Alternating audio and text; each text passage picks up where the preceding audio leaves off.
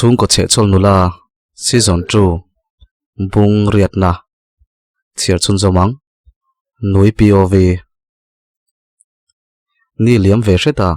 o sheta po kanin lama aron lang tam man le towa chun lama ro office lama kal thunga zan hun hi aron mang deuh chu thina ni tin mai chu ni limom le chin chia tla kani achang chun chung ko ang main kan khosa anu chon tha ti chi lo ma sem hin sel du lem lo nu pang main kan omani bera o sheta chu ron riaka kabula mu ve maya boite po chon apa chu alo ngai hle niang chu apa chon anin pom deuh chu ta an mu nom ka ti thin anu hian o sheta om lo nu hian min zil ve le zo thina ma se thin rim le ho thala phei chuna soi ngai chong lova ngai toiro ati thui thin kan nu fa chon kan oma mi za kan ni to lo sa nen tuna pasal nei lova hetia ibial pa ron ria fo chuan kausan lam ngai dan te tin kan veng chung mi ho ngai dan te dik lawang mi hi kanin soi pe sia chu wang chon sheta po no pani ma chon enge mulak lo thil te omani lo chon ron riak to ri lo sela lo shilla katan soi nom lo tin in thasung ro tak hena soi thina atira chonu sheta bula po ka soi mai ngam lawa mase api dor kai dor hi kan veng ti ti ka hriat na berania ni khat ka dor zukal chu anu lo angai chuan an lo soya a u zokin pasala nei thu kha chuan engmani to lo nei berkhi anu khena fa te zil silawa a fanula khen za shelo adu duina tal topa abial pa la ni se tikhiana om ve topa in nei ni chuang bok silo pa uap lo chung ko hi chu ro rel hi dik thailo thain fel ve vio ma se fu lo la hi chu om nge nge an uber kha fingina za om ema ani chuan hu phei hi chon lo ngai reng ro an lamol pho watang tian sei thom ka sia karil ru na lu tuk chot zuk chu cha ngal mai ka duwa anu hian min zil le zil lo eng man shelo an sei tur po om lo enga nge mo kan ta na tang kai me lo sei hi nuam kan ti em le let le mai ka tuma ma se tu tengen ni ti ka hriat chak em awang chuan ka zuk lut le khera pakhat chu ma na ka in ti boi pui to kan kom thlang mai om kha nia a then chu kon lama mi le api dor kai te kom chaka puan ta thin pakhathin nia nutling thiawan ni nutling rualin mi chum ko chungchang an han khel lai lai chu mak ka ti zok le a zom na chungchang te khan soi ve le ngala ka zuk lut chu an lo ngoi deuh thapa min lo en ho loma mu no min ti mel lutuk ka zam du big lo ka mel ve ko ra an hoilet le zuka api sampu omem ka ti chuan hlim sang hian o ome ti in ka duang chi chu hra chiang to boka somni man min ron pe ngala pi hetiang lo chi hi ril ru chia le ten om vel suk fai theina in nem ka ti chuan api chu anui hak haka nei mai lo enga ti nge a ron ti kha ibulami te kha an ril ru le ngai tu na sol kha suk fai ti ro ka ti deuh khera chuale ka tum chu pi buki bok chuan nang no pang hi min wa za lo em ve khati ngai ti tur kha ka niam nung chang mo hi wa han shelo ve mole inu hian a zil ngai lo chem ni a ron ti phiar phiara ka sama chuna ron kek boka ka thin rim lu tuk puak ke chu kain sum theilo ani ka chungchang a khan du tok mai se chu ka hra thiama anu thleng thlenga soi kai te boite ten soi kai te kha ka lom mot lo ani ka kek let ve ngala kan buai le ta midang hau chon chu nu chun lo thela ke chu api dor kai chon min lo dang boka ka mita sen ro ma ka sama thur vek bok chu nu po chu ka kek ve nuala asam po thur ve tho khat le chu nu chon engtin nge kan ti che a ka tianga tham lo dewa min ron ti khang la na a ron ti i hre zok de yang chu yang poi nge kan soi zoka kan chung ko chungchang hi i soi angai hlol lo ti in ka kok deuh soka chu nu chon aya upaza na iwa nei lo ve zil lo fa ti hriat reng reng a ti le khera aya upan ni wang chau ni loin zatla kan ni wangin mi hi ka za thin nang chu iu pata i dam rai po le mi poi sei tam mai mai nang ma hi zatlak lol lo i zatlak ka ti deuh khera kalkatum chu ka tukhum sama chuna ron pot le lopa ka va han ning e ti pain ka va kek ve le ngal an aw teng tunga nui te chu va han zak lo ve mole tin a thian te chuan an lo chan zurui tong kha ron kalin min ron thel hlawa chu pa tak ngel po chuan voin chu min khongai niang min chan ve hiala nang ni po nu zo ni leng lengin mi chung ko chungchang ringot in soya in chung ko hi engen ni ngai tu let ve ula hetain ron online chu mi te chung ko chuin tia in relain sela in puan ta na la chu ti bok in ril ru hi hri sel lo e malom nui han chho dei ro tin min lo nem ve siam siama kalom tup ani churon kallo se top thlengin atlo ma chu kain sual puyang ka ti man tonia mi tui parol chu chon ka chua pa chon broiler ka tile khera a thin rim lutuk loading te kha tiang te min kaule aron ti kai chu ka ding du to lo ka din le chon boina chua belani mai ka te ta wang hen min zuang ve ngot su se an ni ang chue ka ne lutuk tin kai ngai tu thin rima ka tot up ani mai ka tlan ho nga la hona chona pu chon vok cho lo chum thor thora nute van man ho ve enge ni tin min lo awa ka chang lo sak takin kanin lam panin ka kal mop mop mai ani in ka thleng chu boite chon ku kar chu lo ti tla cho chu lo dar nuai oi lal ruat lu min van ti boi tak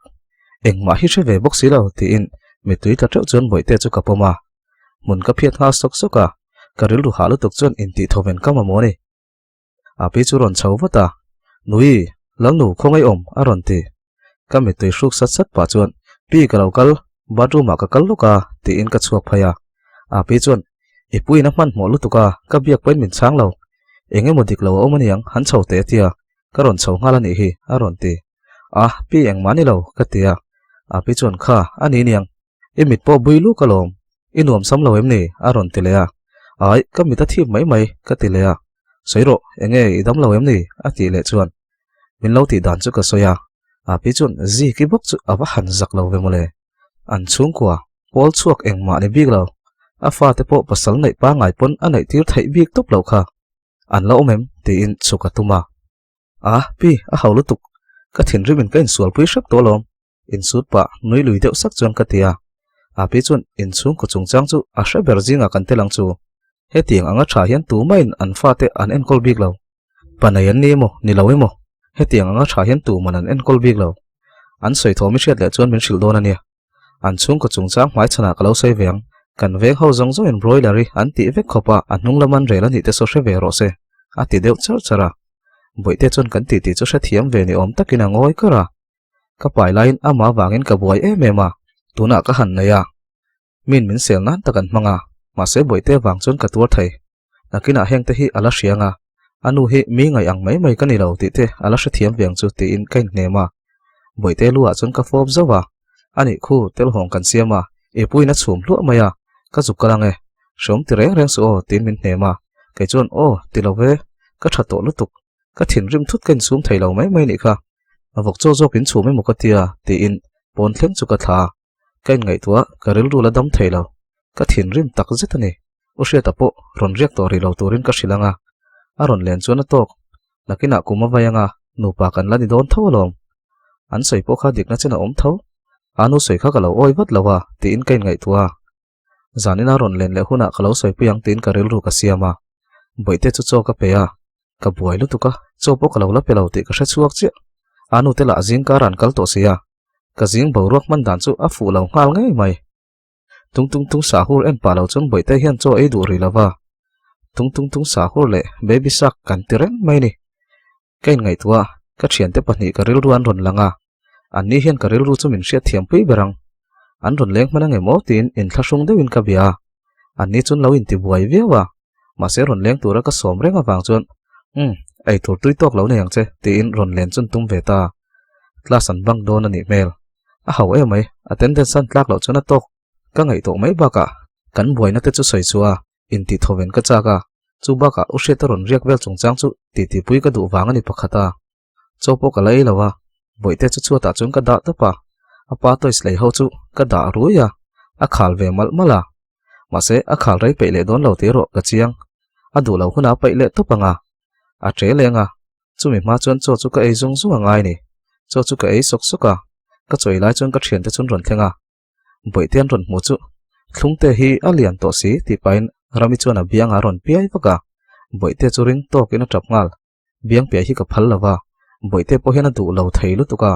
chumin hriata wang chon an ti lui sak thina ka hauna vel hi chu enga man ngai lo reng reng ti su ka ti chu ti ro ti nang velan ngai boite tap chu an ma ni bok chon an thlem le an ron kal chon an vela an thlem ma tiang reng chu ni mai rami hian ati tre pe zola a ha ziawin sum thailo chon a ke a lo sik le vak to chunin boite chu ring lu tukina trapa ram ke le van nin om tak engei ron kala piang hene vel si horo nin om lu tuk ka ti chon ka ho om lo we vậy lâu chúng in leng turin min soma ti nan nui suka Chris chuan thungte hi velzia su anurami kha amol sitiro ti na lo thlem lewa nang pokha thungte ti to su aninom ka ti deuh hluka Chris chuan chokhai mai te min ron som dana poimo mel ro pisi a hau ve chuan kan petrol man turi tumang a ron ti deuh hlak laka a poimo ka ti chuan a poimo ni mai ka lo ti ve boka rami chuin sum theilo le don ka va han sik tlahlok chak tak tin boite ku chu lo se le a bang che tap le ngal kan ning lut tuk ti pain thleng chuan a hnunga ka vom pa Chris chu lo nui rami chuan ifa mol tak ti pain a nui ora Chris chuan tunge kha ka thai hil thut oi ani mel lut tuk rami shelo mi ien sia kha a ron ti a soitum ka hresa in chia ka ti ngal rami chu ron nui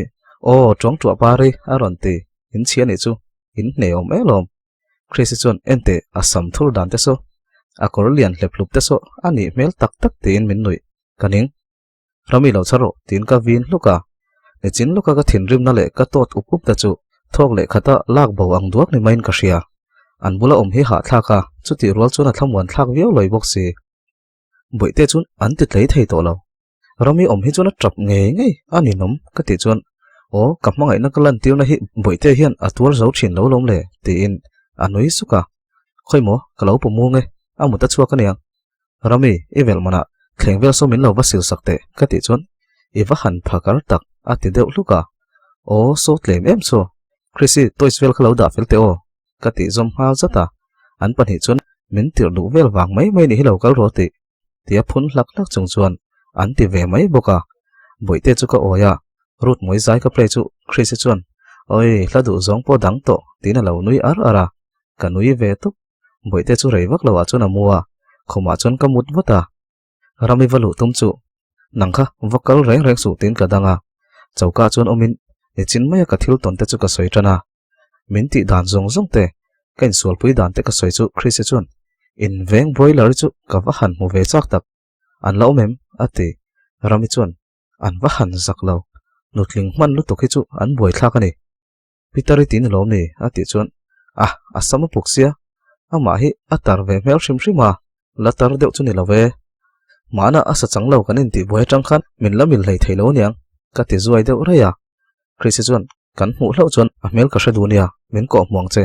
eng tin mo tak chuan ka ti ve don shim ati deuh char chara ka bu ngat ringata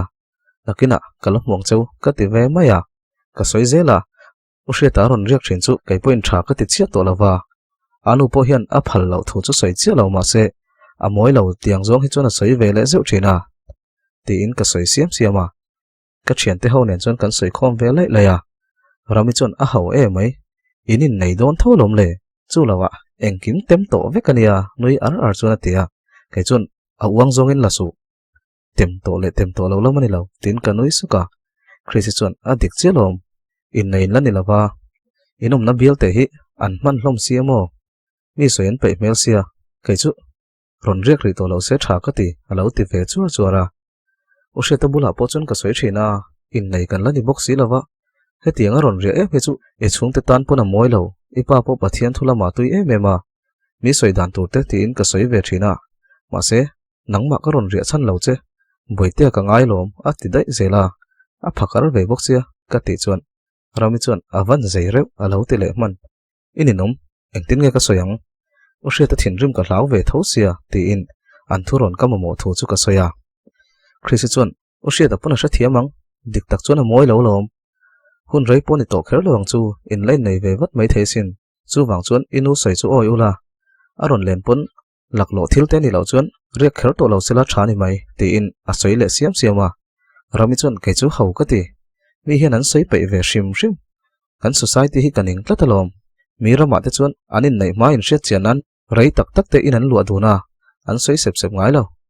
Ronaldo te po kha chen anom duna tuna nin hual ve chi nia an vengin an soi sel om kan hrelo reng mizo ho bukin FB tang ani hilo soi sel ati chuan Chrissy chuan an ni le kai ni kanin ang lo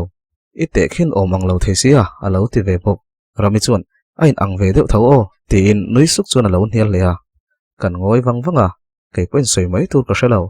o hre ta chu engtin nge ka hrilang ti po ka hrelo rami chuan tak taka in soi chu dikalom ni zote chu kan society hian min phual khoma chu wang chon it's my life ti ngot hi a fu lo na china om velom o hriat a hian a du chea a hmangai tak tak che ni chuan i zawm na hi kher ve tur ani a ti ve siam siama a dikalom kumina ithu soi to chuna thaberang ka ti chu i chevel ani chu englo ka i chak a ti ngal kai chuan a ti leta a ti hek zong in ron khosa su o ka ti ngal wata kan petrol sen so te hi a hek ve tho ti sharo pi chawi chaw siam ka i chak ti ru han kalango a ti chuan boite amu hil boxia rami chuan a harman lawang kan rei don hlainem kan vain kalang a ti tlat enge nen hriat ni ani input ve sia voin chu kan tri tang cheu ti in ka chua puya kon kan han thlenga a pi chawi chu kan nga ka ei tur vel kan lak fel nu chon kan chuak le maya pi broiler chu kan ma chon thil khai bor deuin ka mu kain ring man lo rami he na chon sonu solom broiler chu ka ti ngal wata ani mo ti pa chon atlan thla Chris chuan nangnu hi isu ringo tangeo kanin thi boxi mi kan sut le ngal phei chon zela ni ngal mai tina nui suka rami chuan lo en top ro atia switch off chon atlan tha zela eng tak tiang mo tin ka hlau thong ru lutuk api broiler rizon kan thlen chon ring lutuk ina hona metri tuara aphuna salutuk kaini pok an phu chiangang mai atomo to khaila chu thlawa a aw tuara broiler chuan tu tengai ni in va han mol ve tina ron aw tuara Chris chuan ar kong kale mo kan ti chelom tina outlet sak tokin kanin lama chon kan tlan chongal kan nui ora rami chuan ti fuin ti topa min lo ziem tin ka hoilet vat Chris chuan a haulutuk min ron se hei hi ni mai tin a korban chu hlima rami chuan kanin nga na chu a poilo I ne ve mayang tin kan nui hak haka thingpui ka siama thilte kan ei zo chuan dar thum vel thleng an oma e rong bola huna an ho ve ta an om lo chia chu kan veng le kanin vel chu a re dukin ka sia e rong bol ka tuma e rong bol tur chu wang ka ti khopa alu vel le top mayang ka bai ve chin done moni alu fry le alu bai siamila alu chop siam le bokila ni mai ti in alu chu chi thumin ka siama ni tin ai rong bol tu ni hi chuan chome siam tur ngai tu reng te hi ne om ve a ro sang hi ka bol ke mai thina sunday ya chi hena main ain bola adang zong hi chu kai man ka bol mai zel achang le suak tha achang le ron ai chho ve ngala ani hi chuan eng ma soi sel lem lawa ka siam ang hi ai mai zela a hau tak lu tuk lem lo boite chu lamu boka tin kain bola kalu ka suk vel lai chon boite chu ron trap le oi in bol po hi ka man to me lo chu ni ring tokin bathroom atang chuan pi ka tilar lara a pi chuan oi lalnu min ko em ni a ron ti o kain bol lak lo lu tuk boite thawa min lo lak mai ti in ka awa a pi chu ron chho wata boite chu wala boite la chu a trap roi roya a pi chuan kanina ka hruai thlanga a bang mayang a ti chuan o ka zo trip ka ron la le mayang ti in ka lak lo em awang chuan kain bol loya kain bol zo chuan boite bang to boka ka man mo lem lawa in thlakin cream vel ka in hmai le te te a ti chuan boite chu ka zuk la zana niya anu chu voin lama chaw deuh nge ni amum ha hle a ro sangi po zanin chu a ron chho lo voin laman ha deuh aniang o hre ta chu dal ko vel chu na ron langa iwaron kal har ve kalo ti ngal bat ya ka pa nom sam lo lu tuka ka ron kal lo mai done moni chu ka ti zo ka ma se boite ka mu chak sia ka ron kal sham a ti chuan amu dai to ka ti deuh maka anu po ka mu chak to tholo ti in anuya thingpui duem ka ti ngal bata du lo mai ilum pe lo thei sia a ti kher khera che du lo ti thave mai la ka ti chuan o du deuh tholo a ti chuan van pe lo tak tin ka valuma o hriat a chuan kha ka hriat wang ani amo ka du lo kan ti vel voini lo buayem tin min zot le wata buai ni mai tin voina ka thil ton te chu ka hril siam siama o hriat a chu ngoi wanga mi hian thil hin wa han soi pe em ma se nia mi soi om to chon ka ron len tle mangai ni chu ati maya ron len tlem khera ngai chuang lo ka ti deuh maka o mi soi sel nai don rang ka du hlei nem khi thingpui sonia ti in akun le ngal ngala thingpui vel siam sak pa chuan I ron leng reng thei thawalo an soi ber chu zingkara kan ina tangai chuak thin hi an lo mu thin ani oma I ron riak vel ber hi anin lo hel chu ni tin ka soya o hriat chu ke ena angoi wanga ani nangi ngai ngai dan ni shrim ati zoi sapa cái chuan poi ti na ka nei lawa ma se anu zokhi ka khongai mi soisel na vel tok le tur chuan au pato ma ka ti in thingpui chu ka pe a o hriat a chuan ani chuan mi soisel to lo turin in nei mai la cái point na ka nei to a ka chom thei to em mang cheu in thingpui chu do ri khala khalam kha chu kan soi vek to kha ngak de wang kan ti kha pangchang o tak chuan ka han tia o hriat a chuan tuma veng thong to lawa nu palim tak chung ko lim tak ni ka chak to ni hetianga kan kha zel chuan a har sa tul tulang ti hi ka lau thin ka thian te phei chuan a du tak tak lo che chuan lama siam mai to ni chu an ti sin a ti chuan ka sa ve deuh phata mo engki mi hrialom i thian te ho ai chuan nangin min hre chiang dei zo ka lom chung mai a boya nga em ni ka tia o hriat a chuan ka lau thong a lom tuna hian boi hian bial pakhet tak ana ya ani poinin nei chungchang an soi ve tan ani oma ani na nei phei chuan lo thei lovin nupui ka nei ve chu ngain ka ring a ti chu mo nupui nei ang mo mak ti tak chuan o hriat a chu ka ena o ka nei ve tong chu eng ti rai ngai ka nga don che ka chung te hi ka ngai tu ve tho an ngai sin a ti chu chuara ke chuan nia ka hrialom ma se soi to ri lawang kanin hial mai ka ti maka o hriat a chuan soi to lawang ti top zel chu tiang tur ani ngot zel lo soi du na ngai lom chian ka du ti hian ti dai zela min helvel mai ni beren ka hria a ti le chu engtin nge chang cheila min du chuan ka chana chu ngai reng kum nga tal liam le ro se chu mi huna chuan engkim kan ti fel donia ka ti chuan a tho hala nia kan hak zel photani ang chu ma se inui ngai tu ang buk hian kanu le ka pa te ka ngai tu ve thoni ti ro chu min hriat sakla boite mu to sia ka ho mai teang a ti mu ka o thingpui te khai in zo don lo em ni ka tia ka thingpui in po tui lo ve ti na chuaka khati khani zela in nei chungchang kan soi chuan i thin rim zela i soi chuak le thin boxia ti in pona chuak to chu ka vazuya i chan na hian lom na tu momol hek lawi a chang chuan pasal tura tan chuan min ai deuh nin ka hra thin a ti chuan a bana chuan ka chum papa chu tiang chuan i ngai tu thina mo min hra chiang hle ni lom ni ka du zia chale ka chiu zia cha poi hra chiang viwa ni lom ni engtin nge chu tiang chuan i ngai tu thei ka tia ka lung oi lo ve tak zitani o hriat a chu pona kan thut na siama chuan a thu le te te a van lam chu hoi deuh dawa zanin chu a sin lang mi lo ni khe thok la khal pa chuan a tia abula chuan ngoi rengin ka dinga ka kuta chuan a ron buana thute a ti zoi supa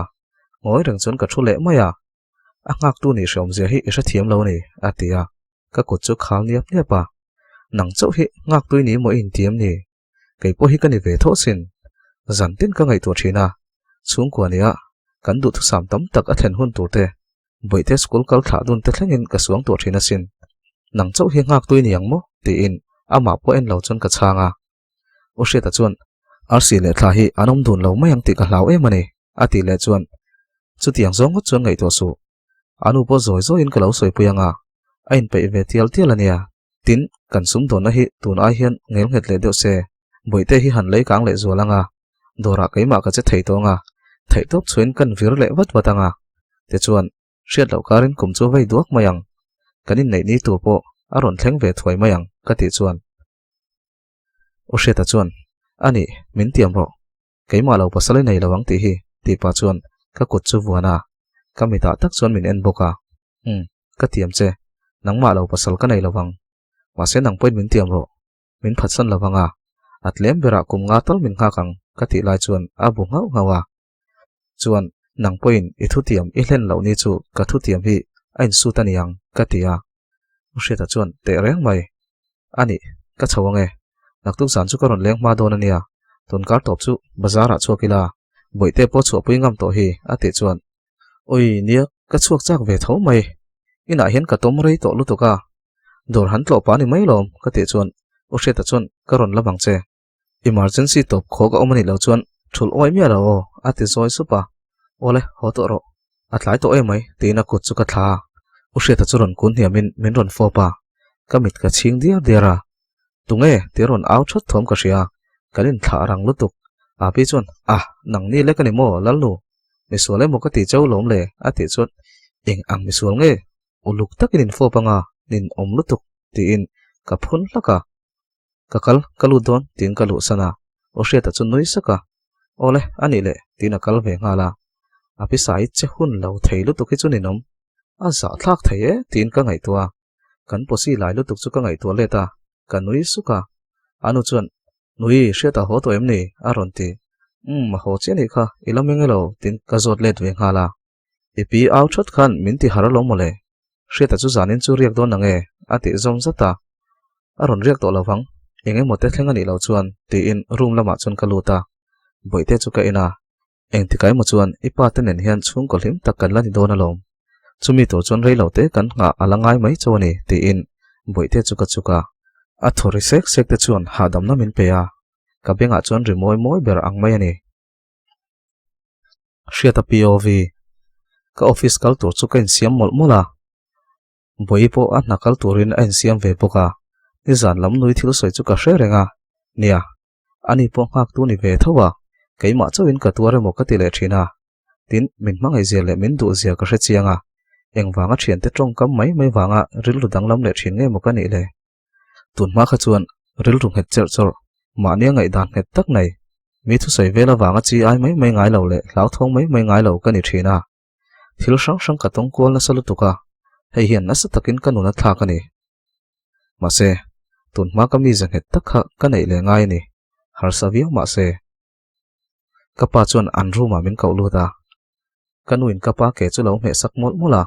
engeni pa hei ka kal trep to a ti in nektai or mol pa chuan kapa chu ka va bia a englawania